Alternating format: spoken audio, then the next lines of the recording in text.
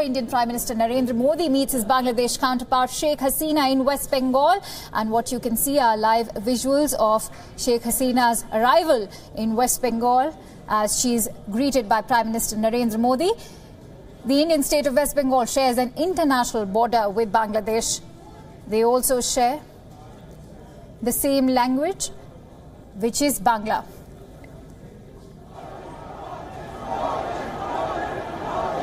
Shantiniketan is home to Visva-Bharati University, founded by Nobel laureate Rabindranath Tagore. Friday's talks between Modi and Hasina would be their second meeting in less than 2 months. And I am also joined in by our correspondent Pooja Mehta, who is currently live from Shantiniketan. Let's quickly go across to Pooja, who will add more perspective to Sheikh Hasina's visit. Pooja, you are in Shantiniketan, the venue for this informal summit. Run us through the itinerary for the day and the significance of Shantiniketan.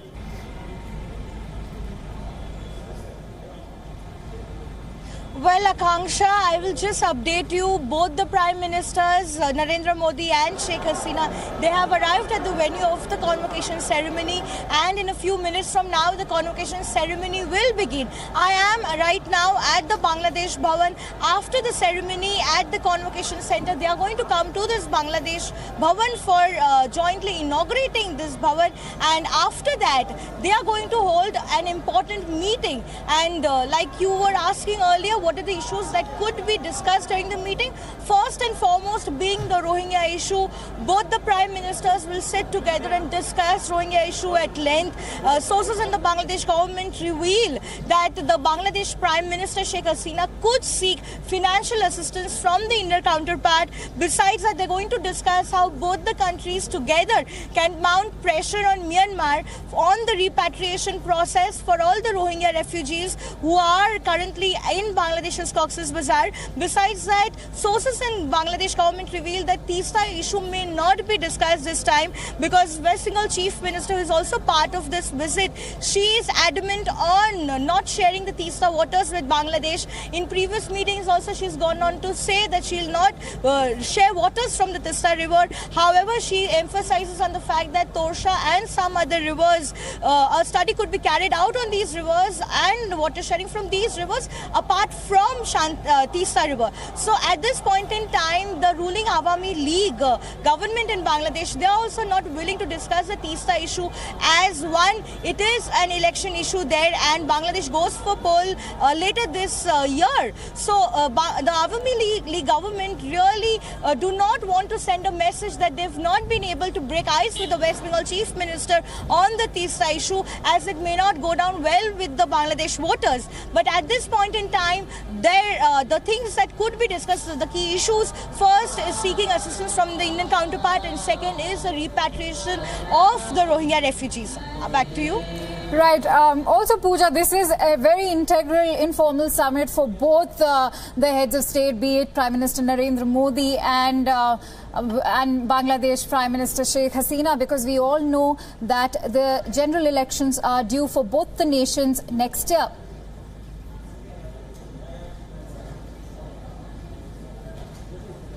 Well, absolutely, but like you said, it is an informal meeting, so we are not really expecting both the Prime Ministers to come out with a joint statement. But maybe from sources we could really get to know later on, after the meeting is over, what exactly was discussed in that particular meeting. But at this point in time, we know that Bangladesh is going for polls later this year, and we have polls in 2019. So this is going to be a very crucial time for both the nations, and Rohingya topping the list at this point in time. Right, Rohingya will be topping the list this time, and the Teesta water issue is still in the area of grey. For now, these are live visuals coming in of the ceremony taking place in Shantiniketan, following which the Prime Minister of Bangladesh, Sheikh Hasina, and Indian Prime Minister Narendra Modi will be headed to the Bangladesh Bhavan. And there are a host of issues which will be taking precedence. It's important to note that West Bengal Chief Minister Mamata Banerjee will also be present at this convocation of the Visva-Bharati University. And Prime Minister Modi heads the university in the capacity of the Chancellor. The three leaders are expected to discuss among themselves a host of issues, including the Teesta water sharing dispute.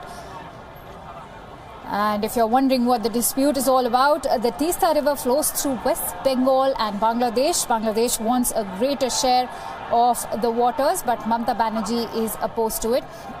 And I'm also joined in by political editor, Mr. Kartikeya Sharma, who's joining me live from the newsroom. Let's quickly go across to Kartikeya. Kartikeya, you know, this is an informal summit, very important for Modi as well, since it's a part of Modi's neighborhood first policy.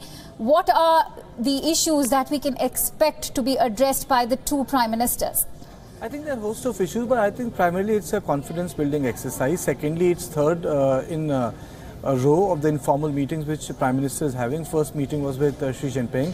The second took place in Sochi with the Russian president. Third is with Sheikh Hasina. Now, Sheikh Hasina, China was in context of a big neighbor. China is our neighbor, long boundary.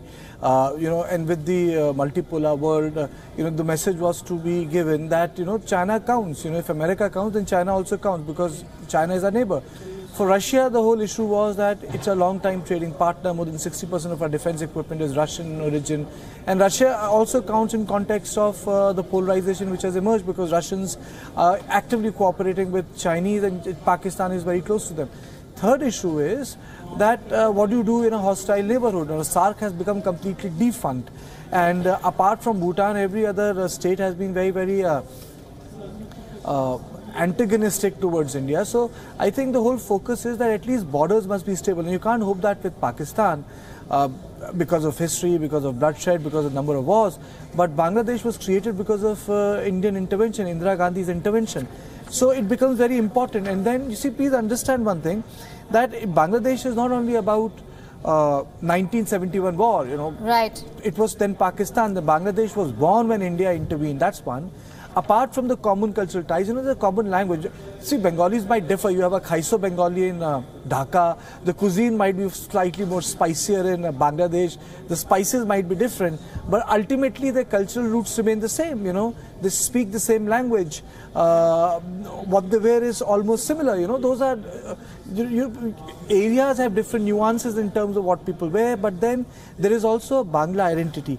Secondly, we have some joint problems. Right. Joint problems are what? Illegal immigrants, Rohingya issue, the national register which is being made in Assam. You know, Assam has this problem. Please understand that. Assam, over a period of time, because of illegal migration, the demography has changed, and that's a big concern. That is why register is being made. Now, some people will have to be deported. When I use the word some, it can go into 1,000, it can also go into lakhs. Can this happen without the cooperation of Bangladesh? No. Bangladesh initially was also being used as a transit point by Pakistani intelligence services to infiltrate terrorists, because you know, the whole Pakistan border is barbed, but Bangladesh border is not like that. You know, you have rain 6 months a year. Secondly, there are portions where the barricading and the barb and the bund building has not taken place. So you require active cooperation. Third, and for most important, I would say that you have common cultural icons. For example, Rabindranath Tagore. There are certain things which bind West Bengal with Bangladesh. You have, if you keep aside the bloodshed of the partition, the violence which took place, for example, the Noakhali violence, or the riots in Dhaka in 46-47, or for example, the bloody memories of Direct Action Day, which then Muslim League called for, which led to killing of thousands of people.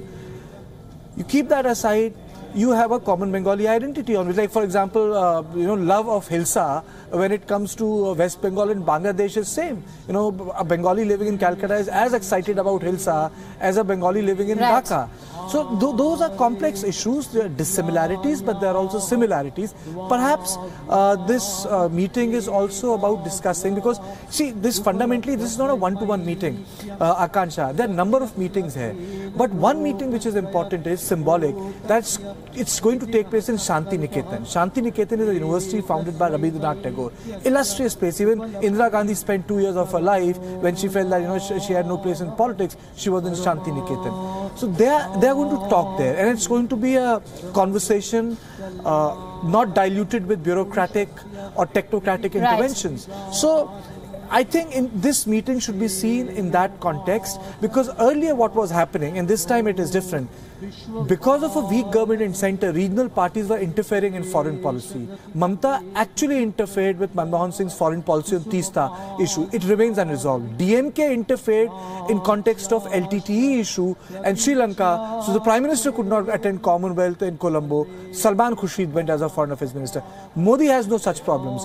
He can take strong position. He can give you good concession, and he can take good concession because he has a simple majority in parliament. So it is in that context this meeting between Hasina and Prime Minister becomes important. And understand the history of Sheikh Hasina. She comes from a family whose father was martyred by military. Father Mujibur Rahman was the patriarch of Bangladesh. You know, we had Mukti Bahini here.